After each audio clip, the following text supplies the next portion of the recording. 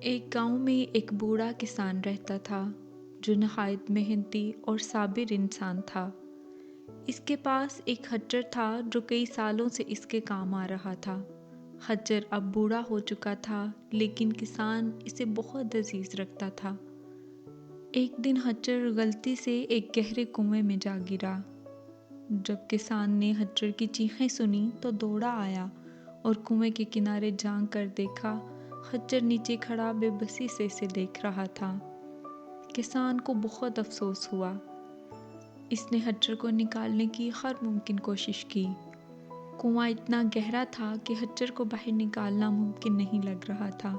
کسان پریشان ہو گیا اور آخرکار اس نے فیصلہ کیا کہ خچر کو آزاد کرنے کے لیے کنویں کو مٹی سے بھر دیا جائے۔ کسان کو لگا کہ اس طرح خچر کو اذیت سے نجات مل سکتی ہے۔ اس نے گاؤں والوں کو بلایا اور ان سے مدد مانگی۔ سب لوگ مٹی پھینکنے لگے۔ مٹی خچر پر گرنے لگی تو وہ گھبرا کر چیخنے لگا، لیکن جلد ہی حیرت انگیز طور پر اس نے کچھ ایسا کیا جو کسی نے نہ سوچا تھا۔ خچر نے ہر بار مٹی کو اپنی پیٹھ سے جھٹک دیا اور اس پر قدم رکھ کر اوپر آنے کی کوشش کی۔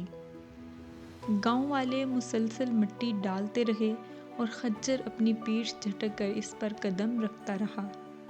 آہستہ آہستہ وہ اوپر آنے لگا۔ ہر بار گرنے والی مٹی اس کے لیے ایک سیڑھی بن گئی۔ آخرکار کافی محنت اور صبر کے بعد خچر کنویں کے کنارے تک پہنچ گیا اور ایک مضبوط چھلانگ لگا کر باہر نکل آیا۔ یہ دیکھ کر گاؤں والے حیران رہ گئے اور کسان کو یہ بات سمجھ میں آ گئی کہ خچر نے اپنی ہمت اور عقل سے اپنی شکست کو فتح میں بدل دیا۔ کسان خچر کو باہر دیکھ کر بہت خوش ہوا اور اسے پیار کیا اور شاباشی دی۔ اس کہانی سے ہمیں سبق ملتا ہے کہ زندگی میں مشکلات بالکل اس مٹی کی طرح ہم پر گرتی ہیں۔